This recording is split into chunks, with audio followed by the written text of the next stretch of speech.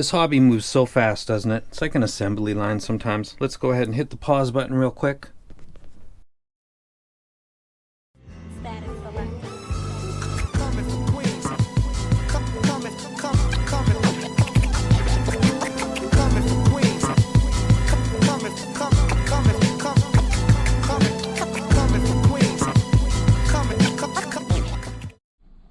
This is the Mangird TEA. I've done a video for this already, but before I move along and the assembly line keeps churning and stuff comes and goes, I'm a huge fan of this set. This set never lost its shine, never kind of got usurped by another set that was like it, similar price, and kind of took its spot in the sense that the Belon, for all its, shortcomings, it's got a tonality and timbre that's just, nothing's really come along then. For this price, and above, actually, for a little ways, nothing's come along and beaten this. This is the MMCX version. You might have a 2-pin.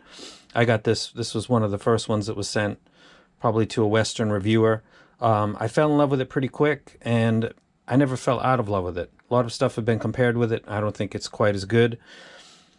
This punches way above its price range. If you bought the Mangird TEA and you listened to a library that's similar to mine, you probably enjoyed as much as I do. I just wanted to give it one more moment in the sun. The other set is a set that's on a cable that's more expensive than the set, and the set costs $1,000, but the cable, this Rosencrantz cable, costs more.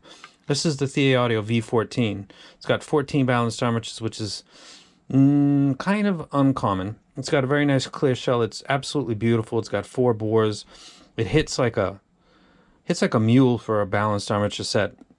It's very much tuned like the Empire Ears Odin. Somebody pointed that out to me a long time ago, and I didn't really pay attention to it. Just noted their comment. And then when I was listening to the Odin yesterday and the day before and listening to this, I got an appreciation for the Odin more, and I got a much more love for this. I always loved the V14, but I just find it to be outstanding. I'm going to go ahead and pause this and sit down. But this is what we're talking about, the V14, the Mangird TEA. Just a quick last video. This hobby is such an assembly line. It's the way it goes, but this thing's the best, and a couple months later, this is a little better than what I said was best, and then after that, this is the bestest, and it's better than the others. Can't help it. Progression.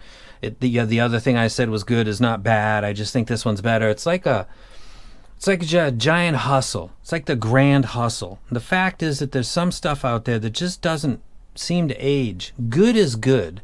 That's why receivers that are 50 years old are sought after and paid big money for by people, because, like the old Marantzes, they haven't been usurped by modern stuff. All of their tech jargon, babble, bullshit. It's still, people still pay a ton of money for an old Marantz. They've heard it, they love it, they know what good sound is, they know what they're looking for, that's what they're looking for, they'll pay top dollar for it, and it's 45 to 50 years old. Age has nothing to do with, nothing has left the Mangird TEAs behind. Nothing has come along and said, I got everything you got and I'm doing it better. No, the fuck? Hell no. Sub-bass, mid-bass tuning is brilliant for bass guitar, 4-string bass guitar, for drum kits in general. The way that it transitions into the mids and catches the fundamentals of male and female vocals doesn't unartificially lift them, but it gives them just the right amount of weight to sound accurate. Remember, we're trying to do, all of headgear is trying to simulate like floor speakers in a way, like give you that natural sound where you don't have things impeding in your way. You've got speakers and you're sitting somewhere near them and they've been set up correctly, and that's the sound your ears are catching. They're trying to simulate that with earphones and headphones by simulating by what they call ear gain and other stuff. The way that they've done this set, the Mangird TEA, I'm convinced by accident, because I haven't heard anything else they've made that sounds anywhere near it, more or less in price. And they nailed it. I think the people that sent this to me didn't expect this to be anything special, because I think I've said before, it was another set that was sent with this that was being asked about. How's that? And I was like, that's pretty good. But this set, that Mangird, is that what it's called? Mangird? That's a really good, that's a really good set. And I think they've changed the packaging over time, because it's worthy of a little more attention than it was getting originally. So the Mangird TEA at its price point is still my rec. It was 6 months ago. It was a year ago. It still is today, which is June 14th, 2021. I'm a huge fan. Nothing's changed. It's built around this library. It did a great. There's no honeymoon period. There's no set that came along, and I thought, that's just like the Mangird TEA, but a little bit better. Hasn't happened. If it does, I'll let you know, but it hasn't happened yet. And that itself, I want to do a video. But that's not why this video really got made. I wanted to put the Mangird TEA in this video with another set, and that is the Thieaudio. Actually, let's take a look at the Empire Ears Odin, because it's what really started all of this. That's the Odin. When I first got the Odin the first time, I saw the graph, and graphs are, they'll give you subliminal, they'll impact you'll have expectations. You'll see dips, you'll see boosts, and you'll think, that's going to be like whatever, fill in the blank. And then you listen for that thing. Whether you think you're doing it or not, you do, and reviewers do it all the time. Their words seem to match graphs, and sometimes when I listen to the words and I actually listen to the music that I have in my possession, that's my library, I don't kind of see it. I can see how the graph would indicate that, but it's not really playing back when I actually listen to music. The Odin, getting it the second time and listening to it, is a much more enjoyable experience. I do find it to be a little bit, the vocals can be in my face sometimes, but not that bad. It's actually probably a set that fits into my library better than the Legend X would be the Odin, actually. And I thought it was the opposite. But comparing them head to head, I came to the conclusion that the Odin is in fact the better set, and I can actually catch the mids, and the mids are getting crushed and damaged by the Legend X, and that's something that for its price I probably don't actually need, because this gets close to that. So I actually changed my opinion on the Odin versus Legend X, because putting them head to head and then forgetting about the graphs, it sounded better. But when I looked at the graph, another graph instantly came to my mind. And that is the Thieaudio V14, which is a set that you might not be aware of or you might not know much about. It is, you look at that and you say, oh, that's got more sub-bass and mid-bass. Let's look at the Empire Ears Legend X for a second just to get some. These are all very similar in the gain, the scale of the gain, how far the plateau goes, where the cut is, about the width of the cut, and then the return, and then the post 8K info. They're all quite similar, but this DD bass is obnoxious when compared with the Odin, so I'm going to take that out. The Voyager 14, which is 14 BAs, is taking balanced armatures and trying to make it sound kind of like a dynamic driver, and they really get really fucking damn close. This set and the Anole V14, which costs $3,000, it's like a Odin, but I think it's 10 BA and 4 EST, and I think the BAs in that really slam in one of its configurations. The Thie 14 does the same, if not a little bit more. The thing about balanced armatures when they're doing sub-bass and mid-bass like this, they don't have the mid-penalty that dynamic drivers have. If you guys know what I'm talking about, mid-penalty. When you elevate a dynamic driver to a certain point, your ability to discern the mids coming in, whether or not the driver's actually doing it, it's like turning up the bass in a car audio system or a home audio system. Your mids and your tweeters are still doing their job. Nothing's changed. They're still doing exactly. You can't fucking hear it though, because the bass has taken over everything. The Legend X kind of does that.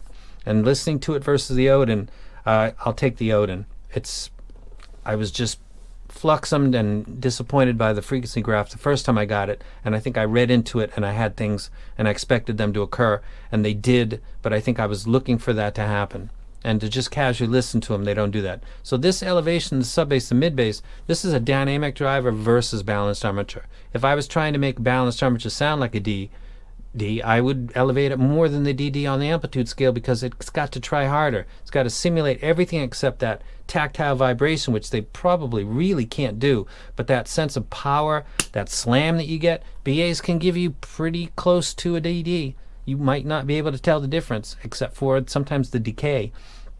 This set right here does it perfectly. And then when it gets to the mids, and you start to get what takes care of the vocals and starts to give, guitar and the cymbals and a lot of the stuff in my library, their sense of energy and presence and life, this is tuned very close to the Odin, and this costs $1,000. That's a Rosencrantz cable, and that costs more than $1,000. I don't know what was in my mind when I bought it. I thought it looked interesting, and it was, I don't know why. This is probably the only cable I'll ever buy that costs that much money, and it's on a 14 BA set that you might have never heard of.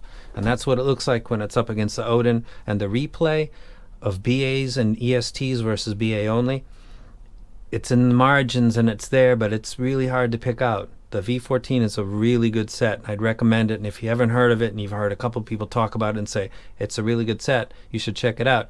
Check it out. Demo it if you can. If you know someone that's in possession of it, try to get your ears on it. Compare it with sets that are in the same price range. If you've got the Odin and you've got this set, go ahead and A/B them. Just and then comment and tell me where you're picking up the difference, because I can in a couple things, but I'm sitting there focusing with my OCD trying to catch that, like I did the first time I got the Odin, and that's why I didn't love it as much as I do now, because I couldn't let go and just enjoy the music. If you're just listening to the guitar, you're just listening to the open and closing of the hi-hats, actually you're just listening to music. You don't even focus on the instruments. You just focus on the compared accuracy to what your brain is expecting it to be. You have some kind of ideal because you've heard Dark Side of the Moon thousands of times and you want it to sound like you expect it, and it does that. Like, you listen in that casual kind of way, and I think the Thieaudio V14 will impress you a lot. It's a really good set, and the Mangird TEA is just it's a killer. So I'm glad that I had the chance to put these two in a video again. This was really brought about by a better appreciation for the Odin the second time around. I had to get both of them to compare them because I was convinced that the LX, which I bought 4 times, was the one that I preferred it. Doesn't look like I would with all that bass, but I need a big V in my life. The Odin is a V, actually, but it's done well, and the ESTs do a good job. So I'll take the Odin over the LX, and I'm gonna actually get rid of it for the 4th time. That's a trip. That's how fucking.